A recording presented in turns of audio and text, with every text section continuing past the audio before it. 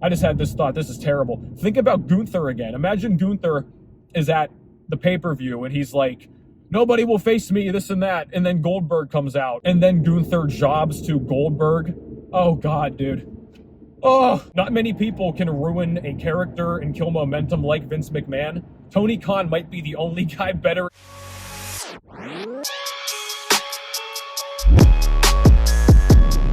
Chest up, shoulders back.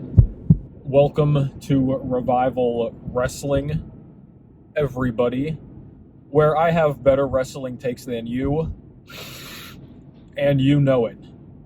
And it seems we're in, well, not exactly a new era, an old era, but also a new era. Vince McMahon has returned, apparently.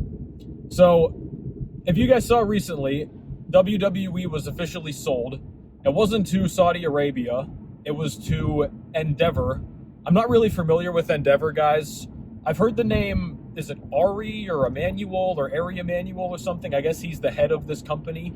But they own UFC. And that's who WWE has, I guess, sold to and merged with. Both of those, I think, are the case. But you guys by now have probably seen Vince McMahon has a new look, which, it's a, dude, you can't make this stuff better in a script. Like, Vince McMahon, who's been playing a bad guy on TV his entire life, or most of his life, he comes back with this, not only just a mustache, he has this pencil thin, like he trimmed off 80% of the stash, right? He's got this pencil thin low stash, no other facial hair. He clearly got Botox or something. I think he's dyed his hair all black because there's no gray now. You got to give Vince McMahon credit, dude. That guy, he has the energy and the work ethic of a guy that's 30 and he's like 80. He's been on PEDs, high-dose PEDs for decades at this point too, but it is what it is. Anyway, Vinnie Mac is back, it looks like. And I'm filming this Friday morning, and it's April 7th. So you guys might have seen online, apparently the fans are going to hijack SmackDown tonight and keep chanting "Fire Vince." Who knows how true that is, especially WWE crowds. WWE crowds have a lot of, children and just kind of general adults who might be interested. So I don't know how passionate they're going to be about hijacking SmackDown, okay? But it'll be interesting to see, like, because Triple H is supposed to come make an announcement, right? Imagine if Triple H comes out and the fans, are literally screaming over him. That would be very entertaining. I would definitely watch that. But let's assume that nothing happens, because it probably won't. My question, firstly, is Triple H going to do another promo like he did Monday night during that putrid Raw after Mania? Is he going to just say, like, we are here, and we're not going anywhere, and we're together forever, now, forever, whatever the new slogan is, right? I don't really know what to expect. I've seen some people saying, that's the beauty of wrestling, everybody's just speculating all the time. I've seen some people saying they think that Triple H is going to announce a leave of absence or something. That would be interesting. Like, if Vince McMahon really had a lot of pull again and he told the new owners of the company or whatever, or the new partners, he was like, look, we got to get Triple H out of here.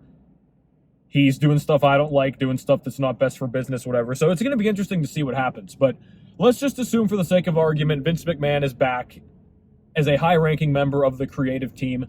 You guys probably saw the reports that the Raw after Mania, they basically were rewriting the show as it was happening. What's going to happen?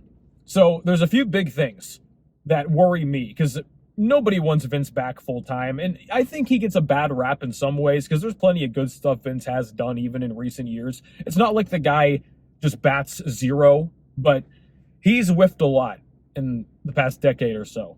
So I'm thinking, who is going to really take the brunt of this, assuming that Vince is back? Who's going to get shafted? LA Knight comes to mind first, because, even with Triple H at the helm, he's cut some great promos and stuff, but he still has barely won. His last win was a roll-up against Rey Mysterio. He did nothing WrestleMania weekend. He was cutting all those promos. You can't have an LA WrestleMania without LA Knight. Apparently you can, because he didn't show up and do anything. He got eliminated from that Battle Royal, and the crowd was booing very loudly. Everybody wants LA Knight to do stuff, but Vince McMahon made him like a fashion model character. That's Vince McMahon's bright idea with LA Knight, the promo god LA Knight. And again, he not only cuts promos, he's jacked and can wrestle.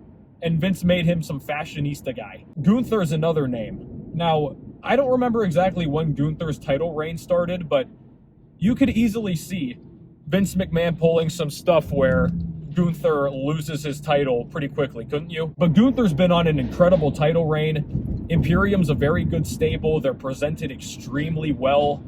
You know what I mean? Like, the entire gimmick, it's just so old school, like just a dominant heel character.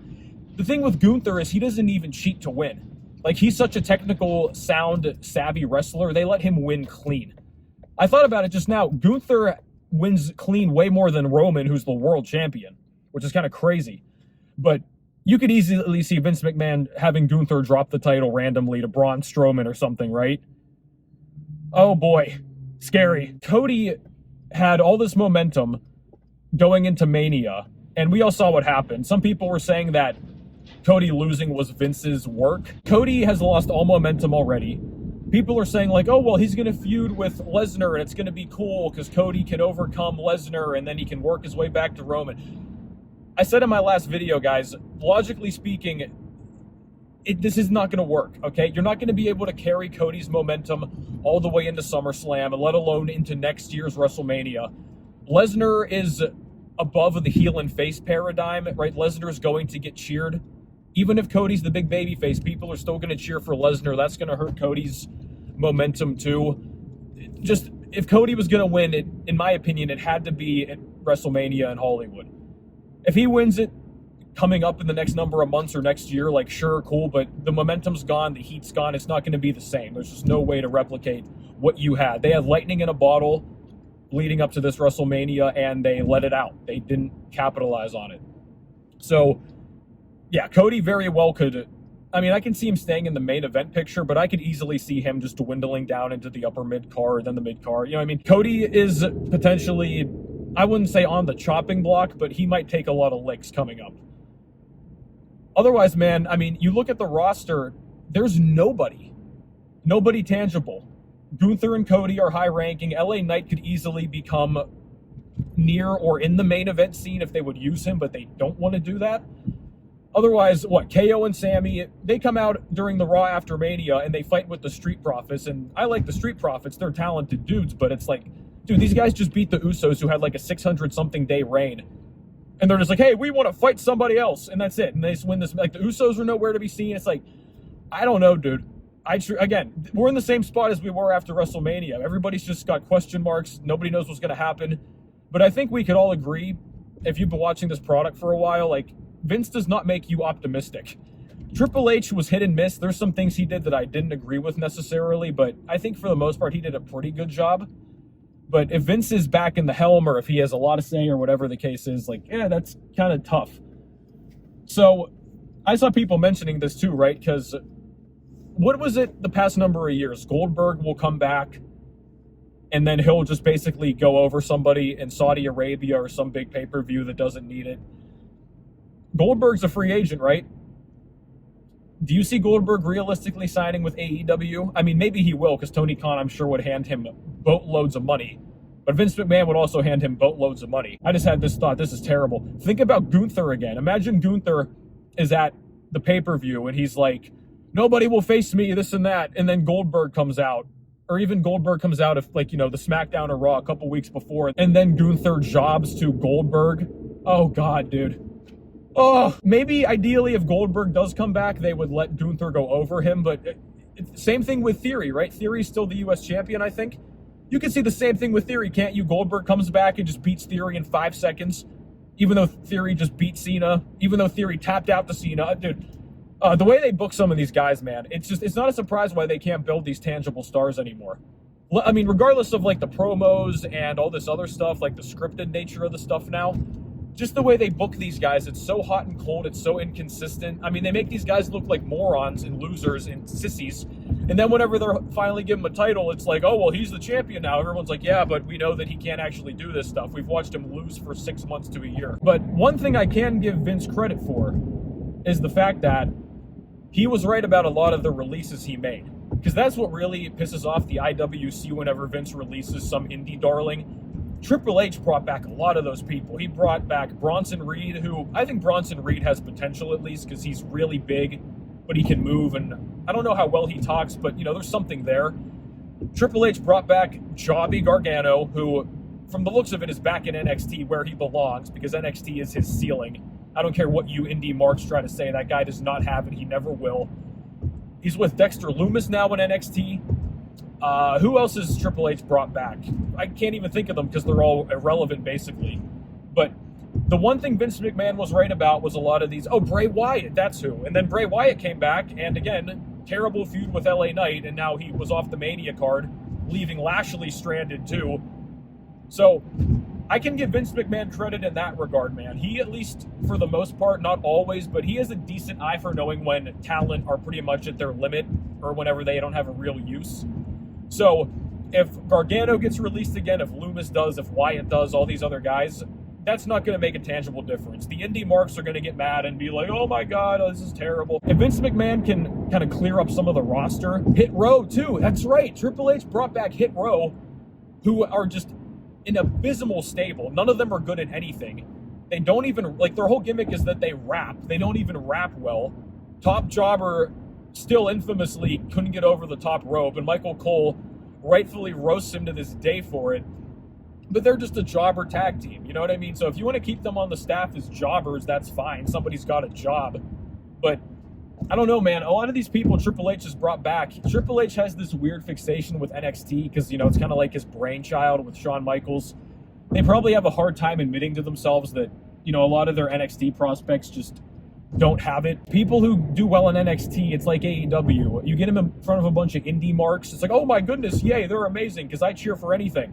You get them in front of the main roster crowd on national TV, or at least, you know, highly viewed national TV, nobody cares about them. That's just how it goes. Everybody on the internet is just speculating. You can reference whatever dirt sheet you want to.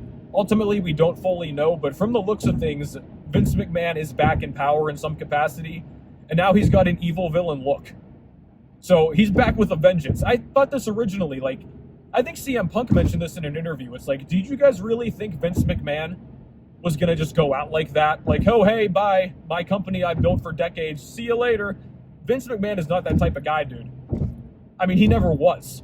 So him being back isn't exactly surprising. And you got to give him credit. He knows how to do business, right? WWE, despite the ratings not being as high as they used to be, all of the complaints, etc., they still pull in record profits. WrestleMania this year did tons of records for the gate, for the advertisements, etc. Vince has a lot of business savvy. I don't know how wrestling savvy he is at this point anymore, for the most part, but we'll see what happens, man. But let me know below what you guys think about Vince being back. Who do you think he's going to ruin? Who do you think he's going to prop up?